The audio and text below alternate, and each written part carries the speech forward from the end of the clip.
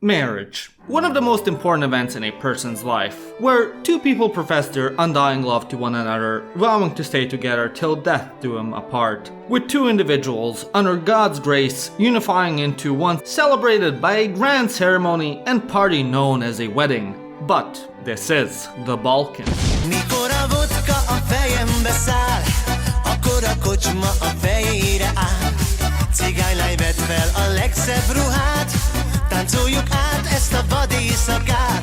The Balkans indeed are a magical place, where the average person's diet consists of a slab of meat, coffee, and 5 cigarettes, and all the laws of physics cease to exist. As such, it is no surprise that weddings here are a bit different. Being in a region that has been plagued by war, death, destruction, and presidents coming out of a fridge, a wedding is one of the events that brings enormous amounts of hope and reason for celebration. Thus, unlike the ones in the West, which are only celebrated for a couple of hours before a couple officially start their countdown to divorce, in the Balkans a wedding is not for soft little sissies, and is celebrated the entire day, by the end of which one's liver will be more shriveled up than a mudskipper in the Sahara, and you'll wake up in the hospital hooked up to dialysis. The celebration will usually start in the morning, where the most important character of the event, the best man, or more colloquially the kume, ludzki maksimume, comes to the groom's house, and as soon as he's through the door, he starts drinking. After he's had enough alcohol with the groom in their blood that neither of the two can no longer drive,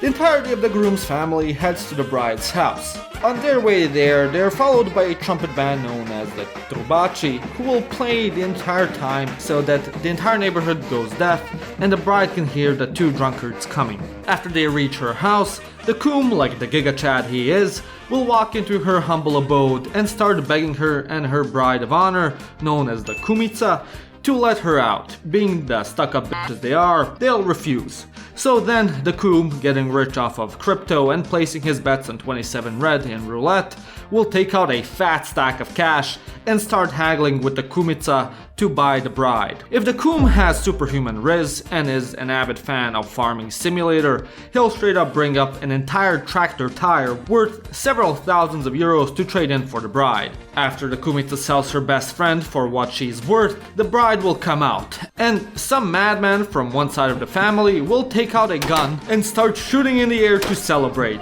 while the trumpet band continues shredding and exacerbating the hearing loss of the entire street. Upon which, both of the families will take some more shots of hard liquor that Grandpa brewed in the backyard and slowly start making their way to the church for the procession. Now, the church procession, if you're Serbian, is pretty standard, like anywhere else in the world. You come in, the priest says what he needs to, you give your vows, standard shit. Except for that the priest puts on a crown on the bride and the groom. However, if you're Hungarian, not so much. For some god-forsaken reason, the priests at Hungarian weddings like to use the ceremony to LARP as if they're on the Joe Rogan podcast, and get into schizo ramblings about migrants, divorce, the upcoming world war, wokeism in America, and the declining youth. These guys will just keep going on and intersplicing things about God while rambling about the most random shit ever that your grandpa wouldn't even bring up on your family gatherings. All the while the guests are trying to keep a serious face on. At one wedding, the priest brought up how some Indian researchers were studying the Hungarians and discovered how they were actually the first ever people in the world. And that in fact, the Hungarian nation and race are the greatest one walking the earth. After the Hungarian ceremony would be finished in the church, everyone would go outside. The married couple, coming out last, would then throw either candy or coins at the guests, more often than not cracking the camera lens of the wedding photographers. The funny thing is, the local homeless population always gather around the church whenever they hear wedding bells. So as soon as the coins start getting thrown, they rush to pick up as many as they can and then scurry away. And after the church ordeal is done, is when the real fun begins. For some reason, that even after 24 years of wandering this godforsaken earth, I still don't understand, Balkaners always, and I mean always, hold their wedding reception in the most kitsch event hall that can usually be found in the most ghetto, rundown part of town, where even the most ruthless hitman from the Crips would be scared shitless to enter. And if it's not in the ghetto, then it's located in some industrial part of the city where just spending 5 minutes is enough to develop, carcinoma. Now, these places, although located in a shitty part of town and on the outside seeming like Minecraft warehouses, on the inside they are filled with some of the most kitsch modern furniture imaginable you'd think came out of a Russian oligarch's house, and the interior is larger than the observable universe, which I guess is necessary considering on average between 100 to 200 people attend a Balkan wedding.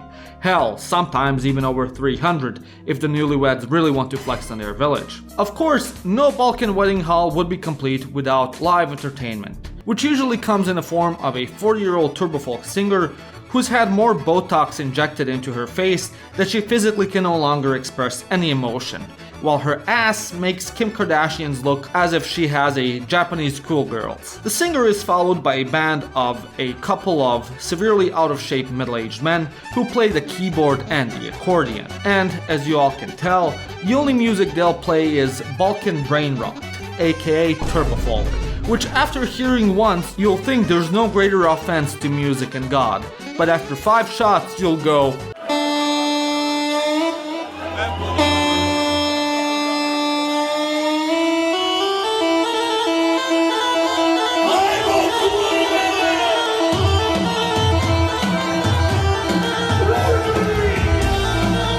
and think it is the best thing in the world and nothing else comes even close to it. However, on the off chance that the newlyweds don't host their reception at a wedding hall, then most likely the wedding will be held in some village house or ranch in the middle of bumfuck nowhere, which has been converted to an ethno-house restaurant and is ran by 3 old fat women who do everything from cooking to the cleaning and catering. In that case, instead of playing turbofolk, there's a good chance that instead there will be a traditional band, or if you're extremely lucky, a gypsy band that will play the greatest music you'll ever hear in your life.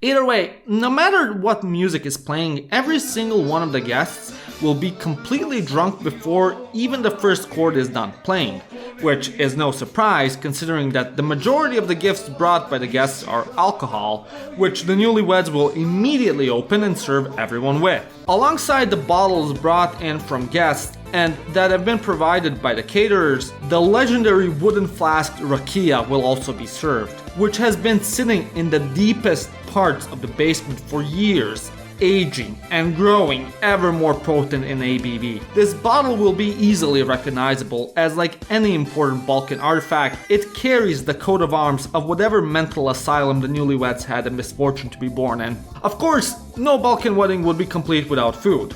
When the guests first come to the hall, they're served with the pre appetizer, which usually consists of confectionery sweets such as Mozart balls, chocolate mini cakes, wafer cookies, and kifle, which usually the matriarchs of the family spent the entire day making the day before. After the first initial round of drinking is done, the guests are then served with the appetizer, which is a shit ton of cold cuts, cheese, spread, and of course Russian salad, which is more mayonnaise than salad, but no important celebration in the Balkans is complete without it.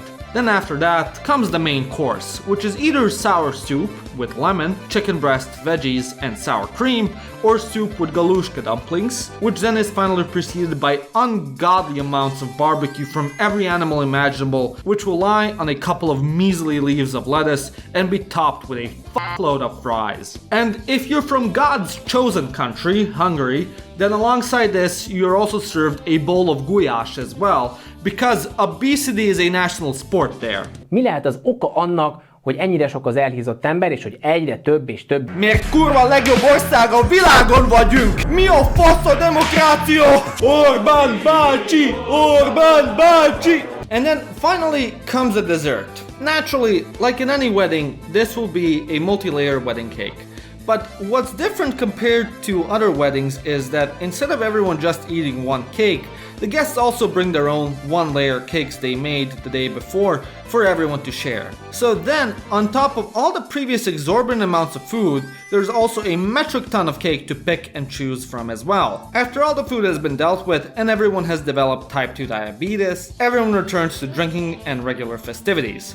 Except in Hungary. Now, for other Balkaners, as I mentioned before, the kum is the most important player at the wedding. In Hungary, although still important, he is relegated, and the main man of the show is the vőfi. The vőfi essentially serves as the wedding organizer and is sort of like the host that entertains the guests and makes sure that everything goes smoothly. Unlike the other guests who will wear basic outfits like a suit and tie or tuxedo, the vőfi comes to the wedding wearing traditional Hungarian clothes and carries an excessively large stick which is decorated with a bunch of other ribbons he got from each wedding he organized, serving as badges of honor. And after everyone has been fed and their thirst for Jahim juice has been satiated, the vőfi will then step in and organize several games. Now, these games can range from a variety of different forms. Some of the most popular ones are where the couple has to sit against one another and exchange their shoes. And then the vőfi interrogates them by asking them personal questions about which one of them does something more.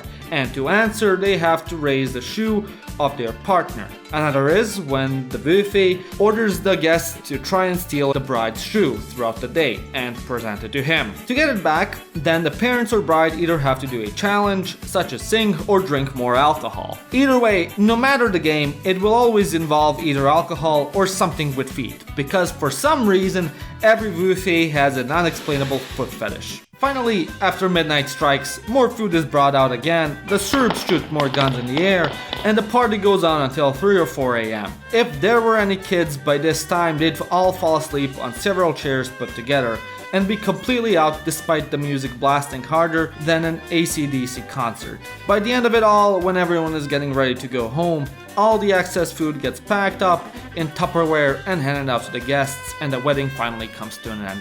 And yeah, that would be your typical Balkan wedding. Have you ever been to one? What has been your experience? Let me know in the comment section down below. And if you enjoyed this video, as always, click that like and subscribe button. And if you really liked it, consider becoming a member like these wonderful people. My name is Janos and you watched Living Around a Clean Europe. Hey, why are you leaving?